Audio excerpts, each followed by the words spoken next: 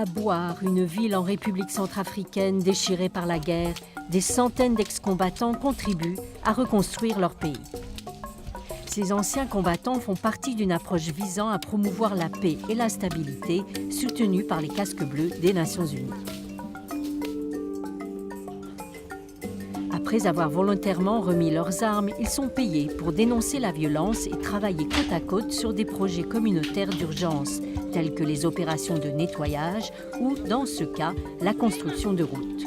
Ce projet axé sur le désarmement, la démobilisation et la réintégration est géré par l'opération de maintien de la paix de l'ONU, appelée la MINUSCA, la mission multidimensionnelle intégrée des Nations Unies pour la stabilisation en République centrafricaine. Établie en 2014, elle déploie actuellement 12 000 militaires et policiers à travers le pays.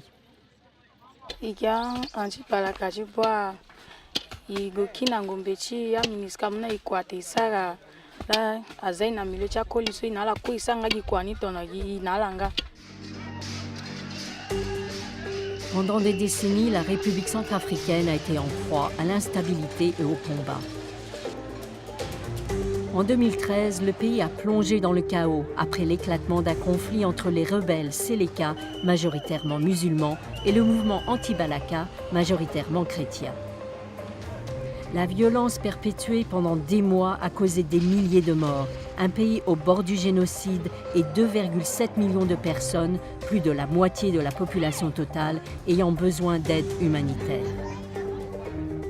Près de 450 000 personnes ont été déplacées à l'intérieur du pays et quelques 400 000 personnes ont fui vers les pays voisins.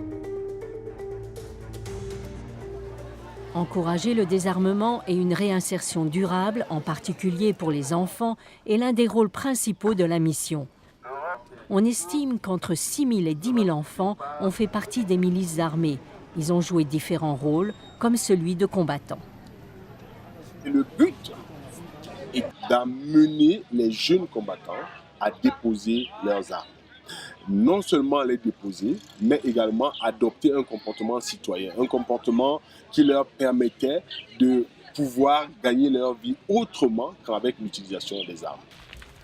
Le gouvernement centrafricain, en partenariat avec la MINUSCA et le Fonds des Nations Unies pour la population, a initié une formation professionnelle à Bouar, dans ce centre de la jeunesse pionnière nationale pour les ex-combattants.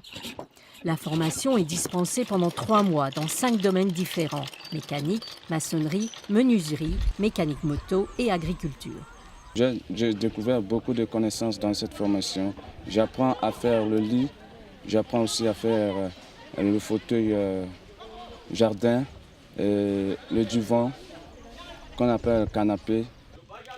La sensibilisation au rejet de la violence et à la coexistence pacifique est également une importante partie de ce programme.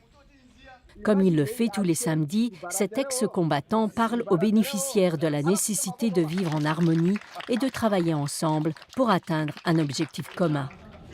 Samedi est également le jour où les bénéficiaires sont payés pour leur travail hebdomadaire sur les projets de la communauté. Ils reçoivent 250 000 francs CFA par jour, soit environ 4 $ américains. Cet argent les aide à nourrir leur famille tout en créant, dans leur communauté, des entreprises qui contribuent à dynamiser l'économie locale. L'impact de cet effort est prometteur. Il rétablit la confiance entre les ex-combattants et les membres de la communauté et améliore la sécurité. Cela aidera à ramener la paix et l'espoir au pays, blessé par un conflit qui a duré tant d'années. Ce reportage a été produit par la MINUSCA et Isai Kawamori pour les Nations Unies.